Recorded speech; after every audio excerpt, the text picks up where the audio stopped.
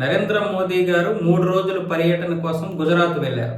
అక్కడ ముఖ్యంగా సోమనాథ ఆలయాన్ని దర్శించుకున్నారు. సోమనాథ ఆలయానికి ఎంతో చరిత్ర ఉంది. ఆ ఆలయాన్ని రక్షించడానికి ఎన్నో వందల మంది ప్రాణత్యాగం చేశారు అప్పట్లో. వాళ్ళందరికీ గుర్తుగా ప్రతి సంవత్సరం శౌర్య యాత్ర చేస్తారు. ఆ శౌర్య యాత్రలో భాగంగా 108 అశ్వాలు పాల్గొన్నాయి. నరేంద్ర మోదీ గారికి ఎస్కార్ట్ గా మారాయి. అంటే ఆయన నడిచి వెళ్తుంటే ఆయనకి అటు ఇటు 108 అశ్వాలు ఆయనకి కవాతు చేశాయి. దాంతో అది ఒక అద్భుతమైనటువంటి సుందర దృశ్యంగా తీర్చిదిద్దబడింది. సోమనాథ్ ఆలయానికి ఎంతో చరిత్ర ఉంది. ప్రతి ఒక్కరూ కూడా సోమనాథ ఆలయ చరిత్ర గురించి తెలుసుకోవాలి.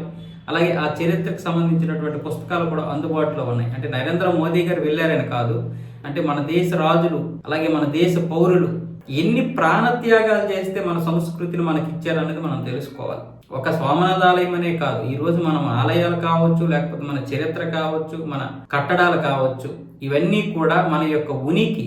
నేను చెప్పేది ఏంటంటే, కేవలం మనం మతాలు పట్టుకుని వేలాడుతున్నాం. మతాలకి మనకి సంబంధం లేదు. మన విధానమే జీవన విధానం, మనది సంస్కృతి సాంప్రదాయం, మన సనాతన ధర్మంలో అన్నీ కూడా భాగంగా ఉన్నాయి. అందుకే మనం ప్రకృతిలో ప్రతిదీ కూడా పూజిస్తాం.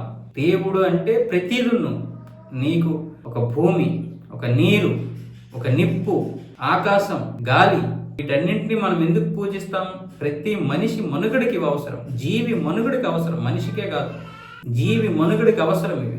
అలాంటి వాటిని మనం పూజిస్తున్నామంటే మన సనాతన ధర్మం మనకి ఇచ్చినటువంటి మన సంస్కృతి సాంప్రదాయాలు ఇవి భాగంగా ఉన్నాయి. అందుకే సోమనాథ ఆలయంలో ఇవన్నీ ఉంటాయి. సోమనాథ ఆలయం గురించి తెలుసుకుంటే మనం శివతత్వం తెలుసుకోవచ్చు సగానికి సగం.